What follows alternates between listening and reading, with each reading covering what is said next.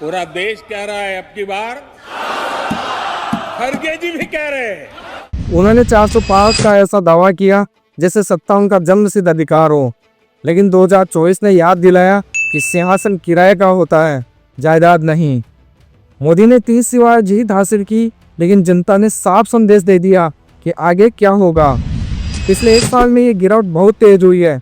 Social media के algorithm बदल गए हैं, विपक्ष की एकता बढ़ गई है, कूटनीति कमजोर हुई है और जनता सिर्फ भाषण नहीं बल्कि नौकरी, बेहतर स्वास्थ्य और शिक्षा चाहती है। इस गिरावट के पीछे क्या वजह है, चलो एक एक करके बात करते हैं। और हाँ, ये सब डेटा पर आधारित विश्लेषण है, बिना किसी बेबुनियाद प्रचार के, और सारी डिटेल डिस्क्रिप्शन में दी गई है। पहला कारण है एल्गोरिथम बदलाव। कल तक सोशल मीडिया पर बीजेपी की एक पकड़ थी और वह धीरे धीरे खत्म हो गई। क्यों? क्योंकि अब लोग लंबी भाषणों और व्हाट्सएप फॉरवर्ड्स की बजाय यूट्यूब और तुरंत एक्सप्लेनर देखना पसंद करते हैं। जब तक कि बीजेपी समझ पाई, युवा पहले ही दूसरे प्लेटफॉर्म पर चले गए थे। एल्गोरिथम ने छोटे ताजगी से भरे युवाओं के लिए केंद्रित कंटेंट को बढ़ावा दिया। बीजेपी पीछे छूट गई इससे। दूसरा काउंटर, नैरेटिक्स का गुबार। विपक्षी पार्टियों ने आखिरकार सोशल मीडिया को समझ दिया। कांग्रेस, सपा, आरजेडी और टीएमसी ने मीम्स, रील्स और शेयर रेफरेंस को अपनाया। सबसे बढ़िया उदाहरण है भारत जोड़ो यात्रा। राहुल गांधी ने एक ऑर्गेनिक मूवमेंट शुरू किया जो सोशल मीडिया पर छा गया। यह बिना पैसे खर्च किए वायरल होने का सबसे बेस्ट तरीका था। सिटीजन जर्नलिस्ट और स्वतंत्र मीडिया ने पारंपरिक मीडिया का एकाधिकार तो तोड़ दिया। यूट्यूब चैनल्स, जमीनी रिपोर्ट्स ने मिलकर असली मुद्दों पर उजागर किया। तीसरी बात, असलीपन की कमी।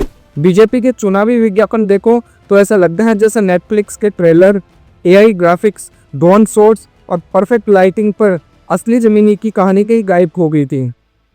जमीन पर हालात कुछ और ही के।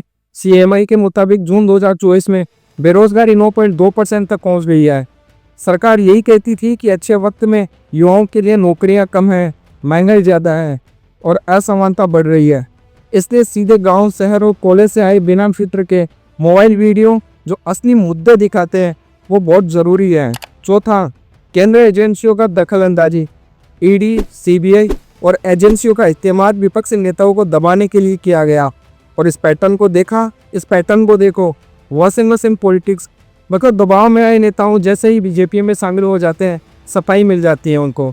उदाहरण के लिए 2014 में अजित पवार पर 17,000 करोड़ के सिंचाई घोटाले का आरोप लगा था। 2022 तक उनकी जांच और ईडी के मामले चलते रहे। फिर 2 जुलाई 2023 को वे और कुछ बगावत करने को और विधायक अपनी पार्टी एनसीपी छोड़कर बीजेपी के नेतृत्व वाली सरकार में शामिल हो गए और तुरंत ही उनके ऊपर से मामला ठंडा पड़ गया। उप मुख्यमंत्री बनने के बाद इसके तुरंत बाद जांच धीमी पड़ गई और कई मामले लगभग खत्म हो गए। यह वही धोबी का कुत्ता है जो सत्ता पुराने दाग धो देती है। पिछले 10 सालों में ईडी राजनेताओं के खिलाफ 93 मामले दर्ज किए, लेकिन सिर्फ 2 मामलों में सजा मिली। इसके उलट आम मामलों में ईडी का दावा है कि सजा दर 94% तक होती है। इससे साफ पता चलता है कि एजेंसियों का इस्तेमाल असली भ्रष्टाचार को पकड़ने के बजाय राजनीतिक दबाव के लिए किया जा रहा है। 5वां बिंदु है जनता की प्राथमिकताओं में बदलाव। युवा और पढ़े लिखे वोटर्स धार्मिक या राष्ट्रवादी नारे लोगों को अब ज़्यादा छू नहीं रहे। यह असली समाधान चाहते हैं। 2024 के पब्लिक पॉलिसी CSDS सर्वे के मुताबिक 27% वोटर्स के लिए बेरोजगारी सबसे बड़ी चिंता है और 23% के लिए बढ़ती महंगाई। भारत की 40% आबादी 25 साल से कम उम्र की है, जिसे नौकरी, शिक्षा और स्वास्थ्य सेवाओं की मांग बढ़ रही है। बीजेपी की चुनावी रणनीति राष्ट्रीय और धार्मिक मुद्दों पर केंद्रित रही है, जैसे राम मंदिर उद्घाटन, लेकिन इसका असर निर्णायक जनादेश के रूप में नहीं दिखा। खासकर उत्तर प्रदेश में भाजपा की फैजाबाद, अयोध्या जो सीट हार गई। छठा पॉइंट, मजबूत और एकजुट विपक्ष। जो विपक्ष कभी बटा हुआ था अब वो एकजुट हो गया है।